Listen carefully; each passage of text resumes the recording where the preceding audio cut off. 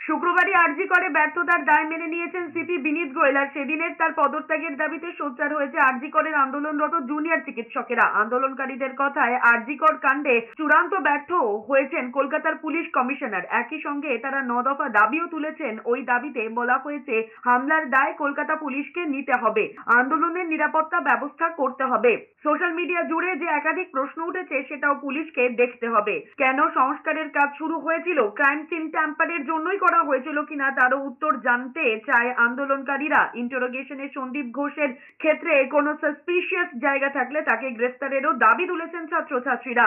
এদিকে আরজি করে সেমিনার রুমে 3D ম্যাপিং করেছে সিবিআই অফিসারেরা। বকটুই সন্দেশখালীর মতোই আরজি কর কাণ্ডে 3D ম্যাপিং প্রযুক্তির ব্যবহার করে ধর্ষণ খুনের ঘটনায় আরও কেউ রয়েছে কিনা তাও খতিয়ে দেখতে চাইছে তদন্তকারী অফিসারেরা। আমরা কাজে ফিরে যেতে চাই। যে মুহূর্তে আমাদের ডিমান্ড অ্যাচিভ হবে সেই মুহূর্তের সাথে সাথেই আমরা কাজে ফিরব। এমার্জেন্সি পরিষেবা দেওয়ার জন্য যে সুনির্দিষ্ট পরিকল্পনা সেটা আগে যেমন ছিল, আন্দোলন চলাকালীন যেরকম ছিল, এখনও সেরকমই আছে। পুলিশ কমিশনারের থেকে আমরা রিটেন অ্যাপোলজি এবং অবশ্যই পদত্যাগ দাবি করছি।